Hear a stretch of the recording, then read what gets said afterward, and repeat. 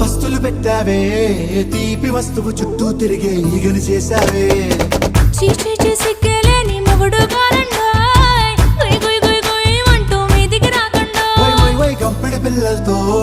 ఇంటిని నింపావే సాపాదిండు సంసారాన్ని మేడెక్కించావే ఇరుగు పొరుగు ముందు సరసాల కెట్టి పడుకోరే కుక్కలాగా మీ వాళ్ళు ఏం చేస్తాం ఎక్కేస్తాం ఇట్టాగే డాబాలు